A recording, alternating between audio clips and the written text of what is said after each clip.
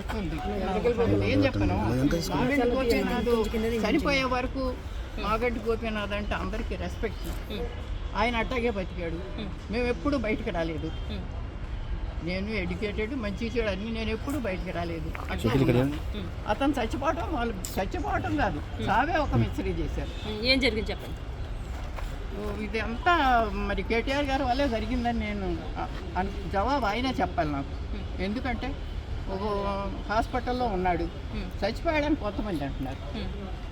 చూడండి ఒకలా పంపించలేదు. స్టాండర్డ్గా ఆ తల్లి అన్న వదిన రాకూడదు లోపలికి, ఎక్కడికి రాకూడదు, ఐయూసీ ప్రెమిసెస్ రాకూడదు. వస్తే ఏమవుద్ది తల్లి వస్తే తర్వాత అక్కడ ఉన్న వాళ్ళకి కూడా ఏమి ట్రీట్మెంట్ జరుగుతుందో వాళ్ళకి చెప్పొద్దు.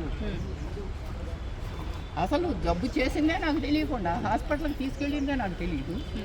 ఎవరో హాస్పిటల్ తెలిసిన ఆయన ఫోన్ చేసి బాబు వచ్చేసాడు అని పెద్ద బాబుకి ఏంటి గోపి ఇక్కడ ఏంటంటే వెళ్తే రానివరే. అలాగే ఇప్పుడు కూడా వాళ్ళ కొడుకుని కానీ మీరు ఎందుకు చనిపోయినప్పుడు ఎందుకు రాలేదని చెప్పి అయితే అడుగుతున్నారు. భార్య ఎందుకు రాలేదు, కొడుకు ఎందుకు రాలేదు, గోపీనాథ్ గారు చనిపోయినప్పుడు ఏ కారణం చేత వాళ్ళు రాలేదు? వాళ్ళు ఏ కారణం చేత రాలేదు మరి ఈ ఊర్లో ఉన్నదాన్ని అన్నీ అంటే ఇప్పుడు వాళ్ళ అబ్బాయి చెప్తున్నాడు బెదిరించారు మమ్మల్ని. వాళ్ళ అబ్బాయి అంటున్నారండి బెదిరించారు మమ్మల్ని, ఆ బెదిరింపుల వల్ల నేను రాలేదు, నేను యుఎస్ లో ఉన్నాను అంటున్నారు. కావచ్చు, మా అబ్బాయి యుఎస్ లోనే ఉన్నాడు కావచ్చు. ఎందుకంటే నేను ఇంట్లో ఇక్కడ పిల్లడు అక్కడ ఉండంగానే ఇంకా చనిపోయాడో లేదో తెలియదు, వెంటిలేటర్లో ఉన్నాడు. ఒక్కసారి చూస్తానంటేనే నన్ను కన్న తల్లిని, ఆడికి 63 ఏళ్ళు, నాకు 92 ఏళ్ళు. ఏమ్మా చివరి దశలో ఇటువంటి బాధ వచ్చింది ఏంటి?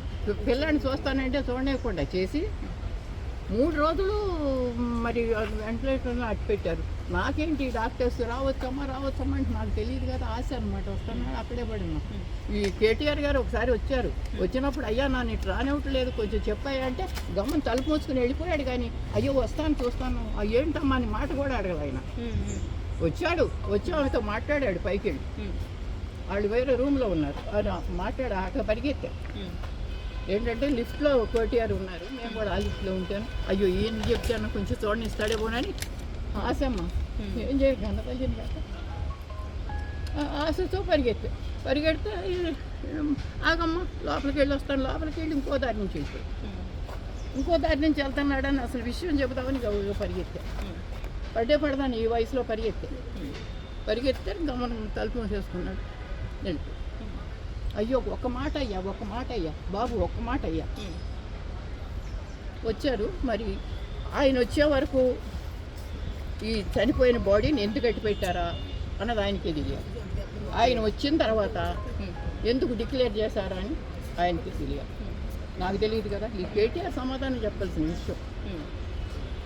ఎప్పుడు చనిపోయారు అన్నది క్లారిటీ లేదు.